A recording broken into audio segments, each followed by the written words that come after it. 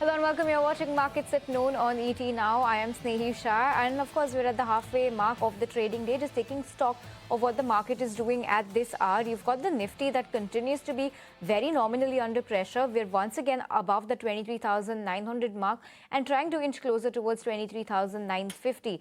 Sensex absolutely flat as we speak, as is the case with the Nifty 100, but the India VIX has cooled off about 2%.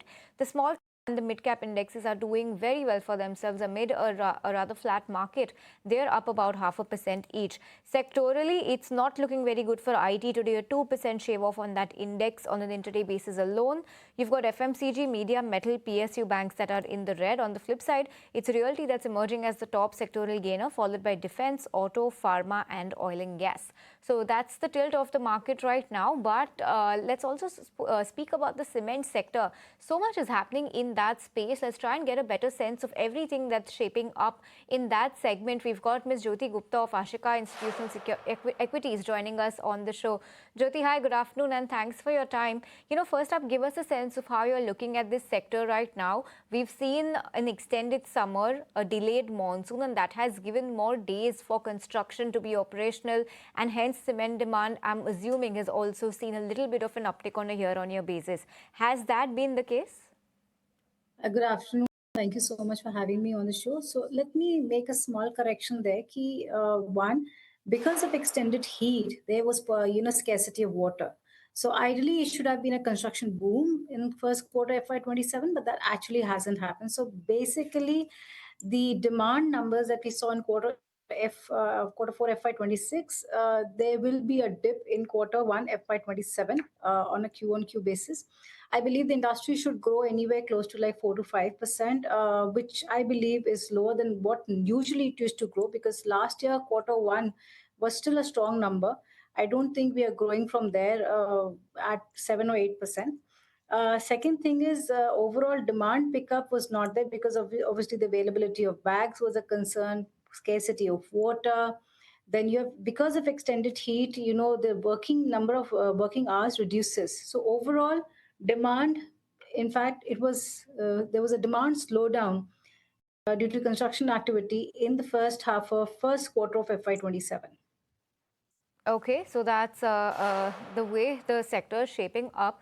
Jyoti, we've largely seen a volume-led cycle in quarter four, and that was looking strong for some of the cement companies. Give us your sense on how quarter one is expected to shape up, and where do you think the leadership within the sector is going to lie this time?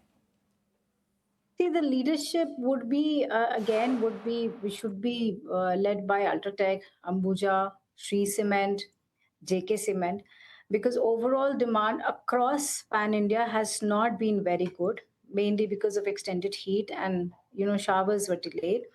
The impact of power and fuel may not be fully realized in the first quarter of FY27, but you see the actual impact coming through in quarter two FY27. Back cost still remains elevated. I think there could be some respite in the second quarter, but overall, I believe that first quarter may not be a great quarter, and therefore we may see, like in quarter four, we did roughly like sub 900 EBITDA per tons, and I think there should be a decline of EBITDA per ton quarter one of FY27 as well. Quarter one of FY27 as well. So therefore, I think on a YOY basis, we should expect somewhere like a decline of 25 to 30% in the EBITDA per tons for the industry as a whole. Okay, so that's what we should expect going ahead. Jyoti, also give us a sense on how the pricing is shaping up within the segment. Any price hikes that you've been noting recently? Can you share some numbers on that front? Frankly speaking, we closed the year with a realization per ton close to like 4,500. And last 3 months, we haven't seen any increase. In fact, we've seen slight decline in the pricing, and that could be another reason why the EBITDA per ton would be lower on a Q on Q basis. So there were no price hikes, and since now that the monsoons have set in, I do not expect another price hike unless a datum comes in. So difficult. Like first quarter, we have not seen any price hikes. On that note, Jyoti, what happens to realizations and how longer before realizations stabilize, given that the pricing pressure still continues to weigh heavy on the sector? How would realizations be impacted?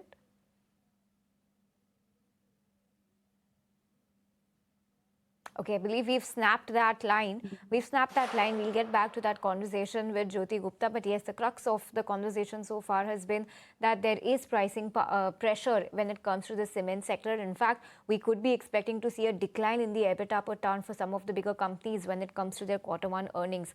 Now, while Q4 has largely been volume-led, and that is what the note also talks about, the cement sector firmly in a volume-led upcycle, with the cement universe reporting roughly 12% on a year-on-year basis and 21% sequential basis volume growth in Q4. So naturally, the question now arises what the outlook is going to be for Q1 when it comes to demand. The demand has been broad-based but has been led by large, well-capitalized players like Ambuja, ACC, UltraTech and JK Cement. So then once we have Jyoti back, we're going to speak to her about what the consolidation in the sector is looking like and, of course, where leadership is going to be emerging going ahead. But on that note, we'll slip into a very short break as we patch that line and be right back on the... Back with Markets at Noon, and we were in conversation with Ms. Jyoti Gupta on the cement sector and what her outlook is over there. Jyoti, we were talking about pricing, and you did say that pricing pressure still continues to be at play. Just wanted to get your view on what that would do to realizations in Q1 and perhaps beyond. So actually, that decline of EBITDA per ton, which I told you of 100 rupee per ton, was somewhere around 75 to 120, depending on the company's volumes. I think that is factored in. I have factored in almost like a decline of 3 to 4% in pricing realization per ton for this Q1 FY27, as well as Q2 could be a different scenario based on the datum if the industry brings in datum, or in fact, we should see the impact of fuel cost in the second quarter of FY27. So yeah, so first half is going to be muted for the industry, but I see a revival in the second half post Diwali Chhat Puja, wherein demand and realization both will pick up, and I believe the full year growth demand volume, we should close FY27 somewhere close to 8 to 8.5% volume growth, and realizations broadly stable, if not 1 or 2% improvement in the realizations for the entire industry.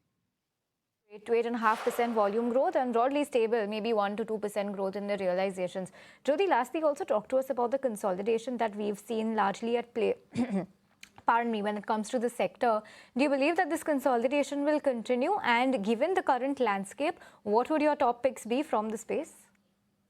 Basically, I think 35 to 80% consolidation is complete. Any new acquisitions that happen possibly is in the next year, but not this year. I don't expect any more acquisitions or any consolidation happening. And my topics in this sector still remains at Ambuja in the large cap and